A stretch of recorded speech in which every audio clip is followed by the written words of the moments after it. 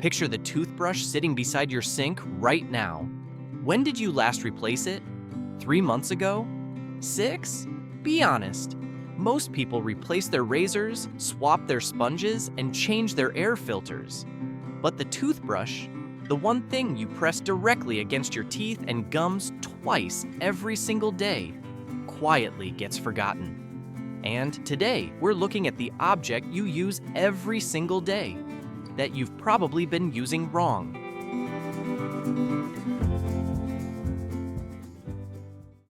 Humans have been cleaning their teeth for thousands of years.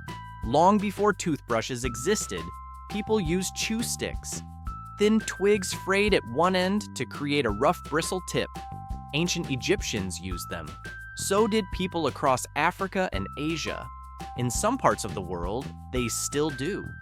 The first recognizable toothbrush appeared in China around the 15th century. A bamboo or bone handle fitted with bristles from Siberian wild boar neck hair. The design slowly made its way to Europe, where it became a luxury item. For most ordinary people, teeth cleaning remained inconsistent at best.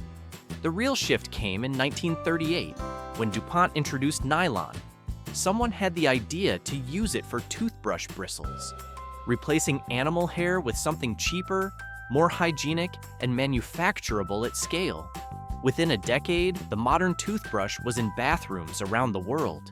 The basic design, plastic handle, nylon bristles, hasn't changed much since, which makes the question of when to replace it even more interesting, because the limitations haven't changed either. A toothbrush looks indestructible. Plastic handle, nylon bristles, nothing obviously fails. That's exactly why it's easy to ignore. But bristles are precision tools. They need to be flexible enough to reach between teeth and dip slightly beneath the gum line, while still being firm enough to disrupt plaque. That balance depends entirely on the bristles holding their shape. When they're new, they stand upright. They work. With every brushing session, repeated pressure slowly bends them outward.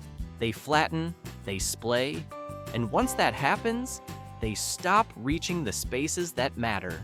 The gaps between teeth, the gum line, the back molars, most people underbrush anyway. Think of a broom with sideways bristles. It still moves across the floor. It still looks like sweeping, but it isn't actually collecting what it should. A worn toothbrush works the same way. It feels like it's doing the job, it just isn't. Most people respond by brushing harder. That's the wrong instinct. Aggressive brushing wears out the bristles faster and irritates the gums over time. You end up doing more damage while cleaning less effectively. And because the decline is gradual, nobody notices the exact moment it stopped working properly. Most dental organizations, including the American Dental Association, recommend replacing your toothbrush every 3 to 4 months. That applies to manual brushes and electric replacement heads equally. But 3 to 4 months is a maximum, not a guarantee. If the bristles are already fraying before that window is up, the brush is already past its useful life. Children often need replacements every 6 to 8 weeks because they brush more aggressively or chew on the bristles. There's also one situation most people never think about: illness. After the flu, strep throat, or a bad cold, many dentists recommend replacing your toothbrush. The science on reinfection is debated, but given how cheap a replacement is, it's an easy habit to keep. The condition of the bristles matters more than the date. Your eyes are a more reliable guide than the calendar. Your toothbrush is not sterile. Every time you brush, microorganisms from your mouth transfer onto the bristles.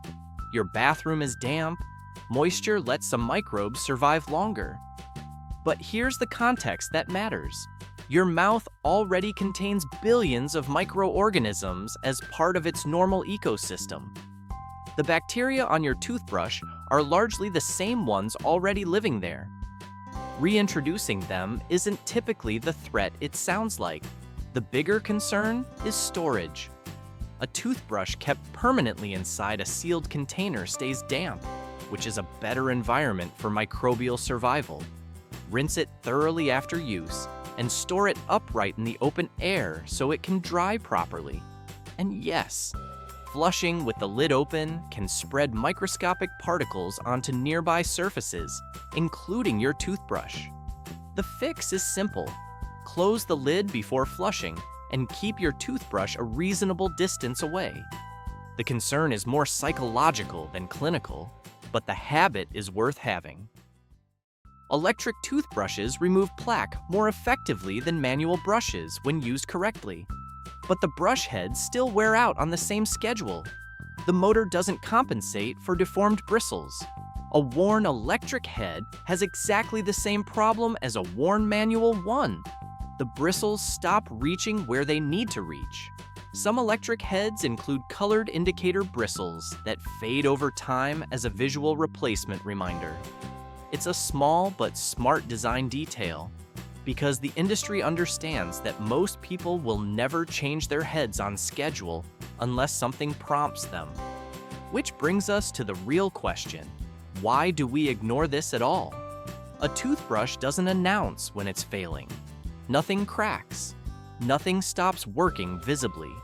Unlike a dead battery or a flat tire, it continues functioning, just at a declining level of effectiveness. And familiar objects fade into the background of routine. You stop seeing them clearly, but most people immediately notice the difference the moment they switch to a fresh toothbrush. New bristles feel firmer, more precise, and cleaner. That difference was present the whole time. You just adapted to it fading. A toothbrush costs almost nothing. It gets used for 2 minutes, twice a day, and otherwise sits completely unnoticed. But oral health isn't just about teeth. Gum disease has been linked to systemic inflammation and cardiovascular concerns. The mouth is the entry point to everything else in the body. And while a toothbrush alone isn't a complete defense, using an effective one consistently is one of the simplest preventive habits available. So the next time you reach for yours, take 1 second to look at the bristles, not the handle. The bristles, if they're spreading outward or flattening, they've been quietly failing for a while, and the fix costs less than a coffee. 3 to 4 months, that's it. One of the smallest habits you can keep. One of the easiest things to overlook. That's exactly the kind of story we love at Unknown Behind Known Things. The objects we stop noticing and what they're quietly telling us.